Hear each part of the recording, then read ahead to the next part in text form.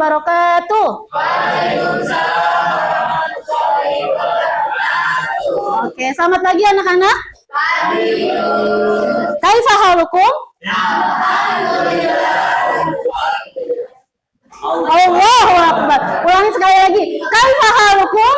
Alhamdulillah, luar biasa. Allah. Oke, sudah sarapan semuanya anak-anak? Belum. Walaupun belum sarapan tapi harus tetap semangat ya. Oke, yang di belakang jangan tidur ya. Oke. Baik anak-anak, alhamdulillah kita bertemu lagi pada hari ini. Sebelum memulai pembelajaran, mari kita awali sebelumnya dengan doa terlebih dahulu. Seperti biasa dipimpin oleh ketua kelas. Siapa ketua kelasnya? Torik ya? Oh, Torik boleh dipimpin dah. Nggak ada ya, maaf ya. Kita mulai, kita berdoa terlebih dahulu. Bismillahirrahmanirrahim. Bizidni ilman warzuqni fahman. Amin ya rabbal alamin. Baik, sebelum mulai pembelajaran, Ibu akan absen terlebih dahulu. Hari ini kelas ini ada yang tidak masuk anak-anak? Banyak. Siapa saja Zainah? Aldi. Tidak masuk. Kenapa Aldi ya? Ada yang tahu kabarnya? Oh, sunat. Oke, terima kasih Satrio infonya. Siapa lagi anak-anak? Ismail kena banjir ya. Semoga nanti ujiannya nanti makin dimudahkan ya. Baik, hanya 2 orang saja ya. Alhamdulillah yang lain masuk. Baik, tadi Ibu sudah absen. Sebelum masuk pembelajaran hari ini, coba sebelumnya Ibu mau merapihkan bangkunya terlebih dahulu nih. Coba Torik dirapihkan bangkunya. Semuanya sudah rapi? Oke, sebelum mulai pembelajaran, dikeluarkan alat tulisnya terlebih dahulu. Sudah? Oke, lalu sebelum mulai ya, perhatikan penjelasan dari Ibu dari awal sampai akhir. Karena nanti di akhir sesi akan ada kerja kelompok yang harus kalian kerjakan dari materi yang Ibu berikan ya. Satu lagi, jangan ada yang bermain HP atau ngobrol sendiri. Kalau misalnya Ibu lihat ada yang bermain HP, nanti langsung Ibu tunjuk maju ke depan, menggantikan Ibu ya. Fahim tuh? Baik anak-anak, sebelum kita masuk pembelajaran, lihat. Di sini ada pertanyaan pemantik ya, ada 3 pertanyaan pemantik yang akan nanti kita di sesi akhir kita jawab. Yang pertama coba boleh baca dulu Salsabila. Yang pertama ada, pernahkah kalian melihat perbedaan cara sholat di masyarakat? Yang kedua, mengapa ada umat Islam yang berbeda dalam beberapa praktik ibadah tetapi tetap dianggap benar? Yang ketiga, mengapa kita perlu mengikuti pendapat ulama dalam memahami hukum Islam? Baik anak-anak, ini adalah pertanyaan pemantik yang nanti di akhir sesi akan kita jawab bersama-sama ya. Baik, slide selanjutnya mohon diperhatikan. Lihat. Di sini yang di belakang terlihat tidak gambarnya? Coba Ibu mau tanya, Safira Ahmad, apa yang kamu lihat di layar depan ini? Orang lagi sholat berjamaah. Ada yang coba Ibu mau tanya Diki, saudara Diki. Di sini sedang gerakan apa ya? Gerakan apa ini? Sedang melakukan gerakan apa? Takbir? Betul atau tidak? Takbir atau apa? Apa Zainah? Bersedekap. Coba bersedekap ya. Coba Ibu mau tanya Sifah. Di gambar slide ini ada orang sedang melakukan sholat berjamaah, melakukan gerakan bersedekap. Apakah di antara mereka ada yang salah dalam gerakan? Ada yang berbeda. Salah atau tidak? Tidak. Oke, Masya Allah. Nah, betul anak-anak, gambar di depan ini ya, perbedaan gerakan dalam bersedekap. Coba ya, ada yang seperti ini, ada yang tangannya seperti ini ya. Gerakan itu semuanya benar, tidak ada yang salah. Kenapa? Karena perbedaan dalam gerakan ini terjadi karena beberapa ulama memahami dalil secara berbeda-beda ya.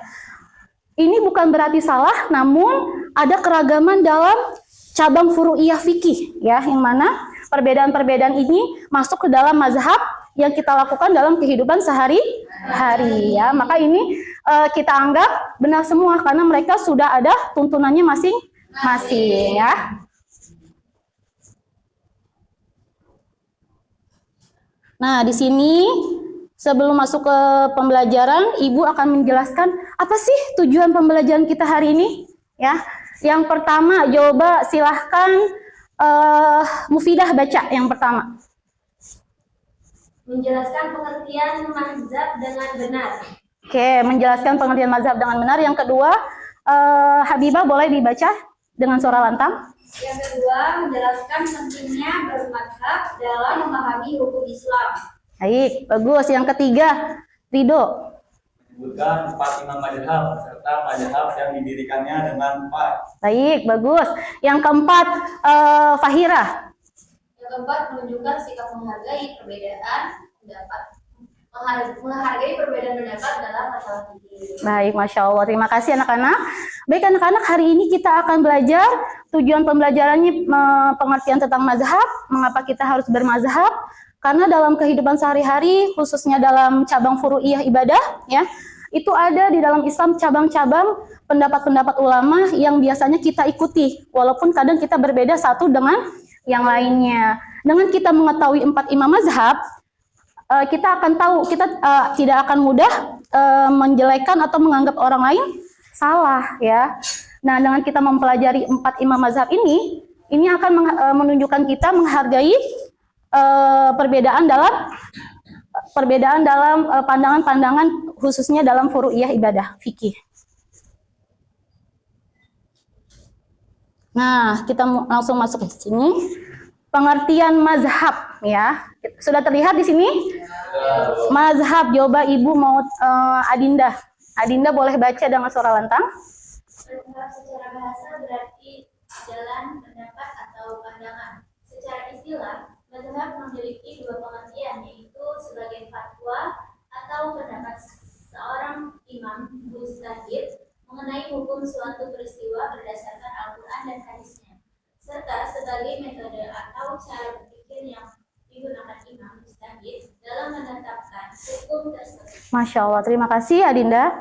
Nah, anak-anak, pengertian mazhab ini adalah metode, ya, metode atau cara yang dilakukan oleh mujtahid, seorang imam ulama dalam menentukan hukum Islam. Misalnya dalam menentukan kunut atau tidak, ya. Kita di masyarakat kita ini ada perbedaan dalam masalah kunut, ya.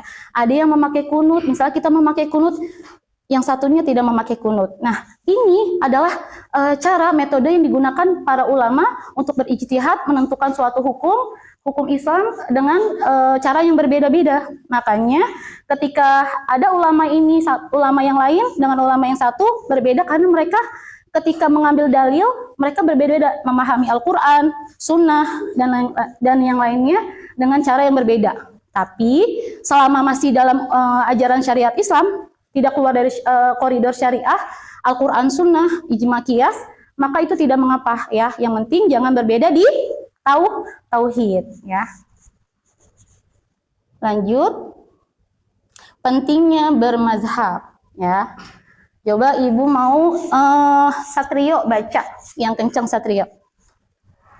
Bermazhab sangat penting bagi seorang muslim karena mazhab membantu umat memahami dan Tunggu dulu sebentar. Ulangin dulu sebentar, di sini dulu. Salamnya mana salamnya? Waalaikumsalam warahmatullahi wabarakatuh. Kenapa Saada telat? Ya Allah. Lain kali kalau ada guru di dalam, ucapkan apa anak-anak? Salam ya. Kenapa Saada telat? Oh, macet. Lain kali datangnya lebih pagi ya, jam 6 ya, lebih pagi lagi biar lebih datang. Oke, maaf Satrio, ulangi lagi. pentingnya bermazhab. Bermazhab sangat penting bagi seorang muslim karena mazhab membantu umat memahami dan mengamalkan ajaran Islam dengan benar sesuai Al-Quran dan hadis. Oke, terima kasih. Nah, anak-anak, bermazhab itu sangat penting bagi seorang muslim. Apalagi bagi kita yang fakir ilmu, yang ilmunya tidak ada apa-apanya, ya. Kalau misalnya kita kesulitan dalam Apalagi sekarang di zaman yang dengan kemajuan saat ini, ada namanya fikih kontemporer. Banyak sekali hal-hal baru ya yang kita tidak temukan di kitab-kitab terdahulu. Nah, bagaimana sikap kita kalau misalnya kita menemukan sesuatu yang baru ya? Di sini ada dalil surat An-Nahl ayat 43. Boleh dibaca yang belum? Siapa? Yang belum baca? Sofi. Boleh Sofi baca yang keras Sofi.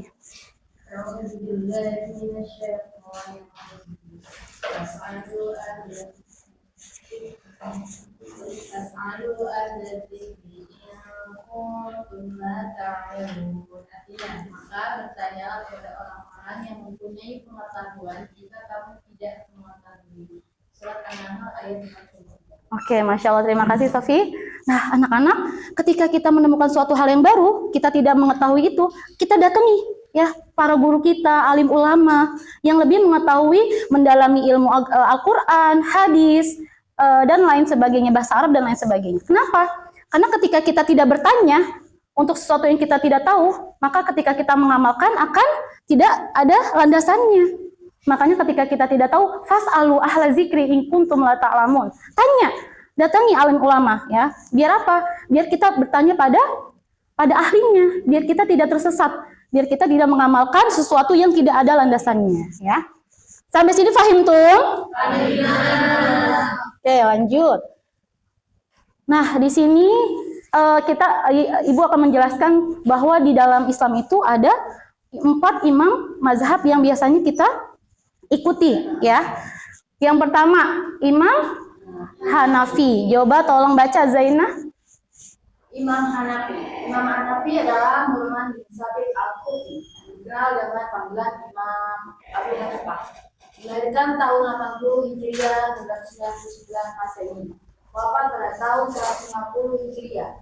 Dalam menetapkan hukum Islam, beliau berpedoman pada Al-Quran, hadis, ucapan para sahabat, kias dan urf.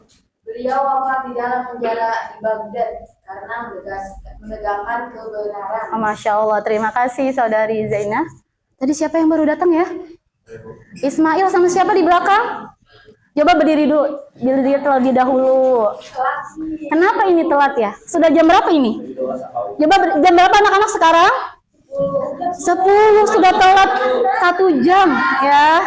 Coba kenapa Ismail sama Dias? Oh, macet di jalan. Besok lain kali lebih pagi lagi ya datangnya ya. Oke, baik. Boleh duduk kembali. Nah, anak-anak, imam yang pertama adalah Imam Hanafi. Imam yang pertama yang diikuti oleh umat Islam. Nah, Imam Hanafi ini biasanya diikuti di negara Asia Tengah. Tahu Asia Tengah? Asia Tengah itu biasanya seperti di Dubai ya, di Irak ya. Nah, Turki. Beliau Imam Hanafi ini lahir pada tahun 80 Hijriah. Sudah lahir belum? Belum dong ya. 80 Hijriah tahun 699 Masehi. Beliau wafat pada tahun 150 Hijriah. Imam Hanafi wafat ketika di dalam penjara teman-teman ya. Ketika beliau menegakkan kebenaran pada masa Abbasiyah. Ya, ketika sedang gonjang-ganjing pada masa Bani Abbasiyah, Imam Hanafi beliau menegakkan kebenaran, beliau dipenjarakan sampai beliau wafat di dalam penjara. Tentunya beliau sambil menghafal ribuan hadis beserta ilmu-ilmu yang lainnya. Masya Allah. Sekarang yang kedua, tadi yang telat siapa ya? Ismail. Coba boleh baca Ismail. Imam Malik. Yang kencang Ismail. Masya Allah. Boleh siapa namanya? Ilham. Boleh berdiri dulu sini. Kita tunggu coba Ismail. Imam Malik bin Anas lahir di Madinah pada tahun 93 Hijriah atau 712 Masehi dan wafat pada tahun 179 Hijriah atau 796 Masehi. Imam Malik sangat menyintai ilmu fikih. Beliau mulai memberikan fatwa pada usia 17 tahun. Karya terkenalnya adalah kitab Al-Muwatta. Imam Malik berpegang pada Al-Quran dan Al-Quran, Sunnah, Ijma Ahlul Madinah, fatwa sahabat, qiyas,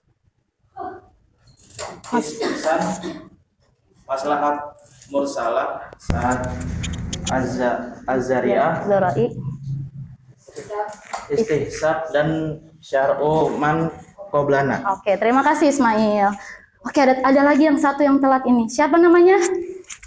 Nama saya Muhammad Ilham, Bu. Kenapa Ilham telat? Ilham, sudah jam berapa ini? Sekarang udah jam 11, Bu. Anak-anak kayak gini contoh yang baik bukan?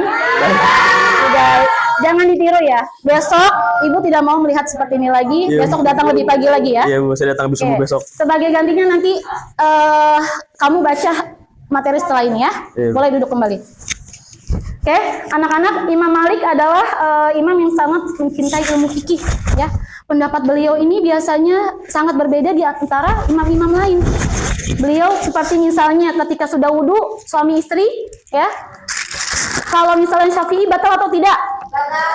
Batal. Nah, kalau Imam Malik beliau berpendapat jika tidak menimbulkan syahwat maka dia tidak batal ya. Pendapat Imam Malik ini kadang berbeda dengan mayoritas jumhur ulama. Tapi kecintaan beliau pada ilmu fikih sangat dikenal karena beliau sudah menjadi memberikan fatwa pada usia 17 tahun dengan karyanya Al-Muwatta ya. Imam Malik ini berpegang pada Al-Quran, Sunnah, Ijma Ahlul Madinah dan lain sebagainya ya. Imam Malik biasanya dipakai di Afrika Selatan ya. Ketika kita berkunjung ke Afrika, mereka banyak memakai mazhab Imam Malik ya. Lanjut, Imam Syafi'i. Boleh tadi siapa yang paling akhir? Saya, Bu. Ilham, silakan baca Imam Syafi'i. Imam Syafi'i, beliau lahir di Gaza, Palestina pada tahun 150 Hijriah atau 767 Masehi dan wafat di Fusat, Mesir pada tahun 204 Hijriah atau 819 Masehi. Imam Syafi'i termasuk kerabat Rasulullah SAW dari Bani Muthalib. Pada usia 9 tahun sudah hafal Al-Quran dan beliau berguru kepada Imam Malik. Imam Syafi'i dikenal sebagai ahli hadis dan hukum. Karya terkenalnya adalah Ar-Risalah sebagai kitab pertama tentang usul fikih dan Al-Um sebagai kitab mazhab fikih. Dalam menetapkan hukum Islam, Imam Syafi'i menggunakan Al-Quran dan Sunnah, Ijma', pendapat sahabat, qiyas, dan istidlal. Masya Allah ya, terima kasih Ilham. Nah, Imam Syafi'i ini banyak digunakan di negara kita yaitu negara Indonesia. Beliau lahir di Palestina, Gaza. Salah satu karya yang terkenal yaitu adalah Al-Um dan Ar-Risalah di ilmu usul fiqh ya. Banyak sekali karya-karya beliau yang bahkan diikuti oleh murid-murid beliau yang digunakan oleh salafus sholih sampai dengan sekarang ini ya. Imam Syafi'i banyak digunakan di Indonesia. Beliau menggunakan istidlal Al-Quran, Sunnah, Ijma, pendapat sahabat, qiyas, dan istidlal ya. Masya Allah ya, semoga Allah berkahkan imam-imam yang 4 ini, terutama Imam Syafi'i dan lain sebagainya. Terakhir, Imam Hanbal. Tadi Dias baca. Kelihatan Dias? Oke, silakan baca. Kembali, beliau lahir di Baghdad pada tahun 164 Hijriah dan wafat pada tahun 241 Hijriah. Imam Hanbali, beliau hafal sekitar 700.000 hadis. Imam Ahmad juga menjadi guru bagi banyak ulama besar dan Muslim dan melahirkan tokoh-tokoh hadis terkenal seperti Imam Bukhari, Imam Muslim, dan Imam Abu Dawud. Dalam menetapkan hukum Islam, Imam Ahmad bin Hanbal berpegang pada Al-Quran, Sunnah yang sahih, fatwa sahabat, qiyas, dan sad al-Ghazali. Oke, terima kasih Dias. Terakhir yaitu Imam Hambali ya. Imam Hambali lahir di Baghdad pada tahun 164 Hijriah dan wafat pada tahun 241 Hijriah. Imam Hambali ini biasanya digunakan di negara Arab Saudi dan di semenanjung Arab ya. Di negara Arab ini banyak yang memakai mazhab Hambali. Seperti kita dengar Imam Bukhari, Imam Muslim, ada Imam Abu Dawud, mereka adalah murid-murid dari Imam Syafi'i. Syafi'i ya. Imam Syafi'i Masya Allah hafal 700.000 hadis, Masya Allah ya. Bahkan ketika ilmunya dipakai lagi oleh murid-muridnya seperti Imam Bukhari, Imam Muslim, dan Imam Abu Daud dan lain sebagainya, ilmu itu akan terus terpakai dan mendapatkan pahala jariyah ya. Oke, sampai sini paham tuh? Oke, tadi kita sudah menjelaskan materi. Ibu akan membagi kepada kalian beberapa kelompok. Kelompok 1, kelompok 2, kelompok 3, dan kelompok 4. Yang mana nanti kalian diskusikan bersama teman kalian. Nanti akan ada satu orang maju tapi tetap berdiri di tempatnya. Ya, paham tuh? Oke, sebentar. Ibu bagikan dulu. Kelompok 1, Satrio dan lain ke belakang ya. Didiskusikan Ismail. Kelompok 3 Syifa. Kelompok 4 Mufidah. Silahkan diskusikan bersama teman kalian.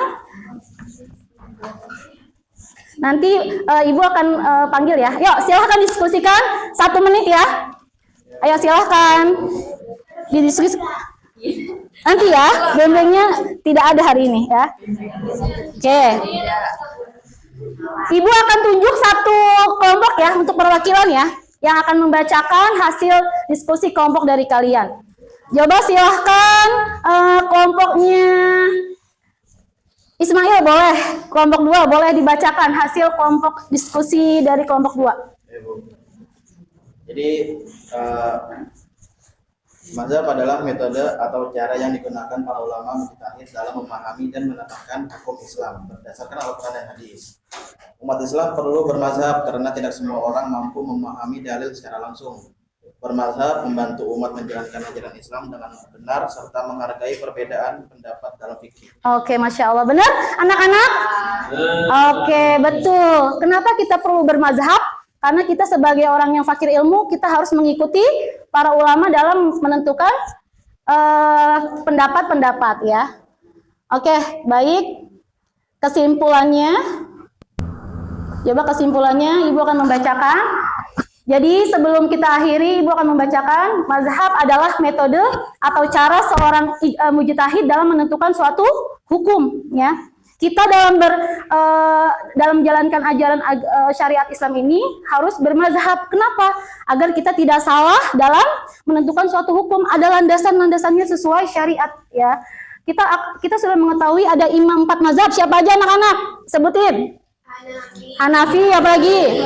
Maliki, Syafi'i, dan Hambali. Masya Allah. Nah anak-anak, ini adalah pelajaran kita. Ibu harap kalian bisa mengimplementasikan dalam kehidupan sehari-hari ya. Kita harus menghormati jika ada teman kita, saudara kita yang berbeda pendapat, kita tidak boleh menjudge mereka, tapi kita harus menghargai pendapat mereka ya. Insya Allah di pertemuan selanjutnya kita akan membahas tentang taklid ya, lanjutan dengan materi ini. Untuk selanjutnya kita akan bertemu lagi di pertemuan selanjutnya.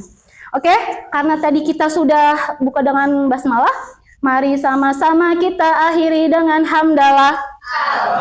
Alhamdulillahirabbil alamin. Wassalamualaikum warahmatullahi wabarakatuh. Oke, terima kasih anak-anak.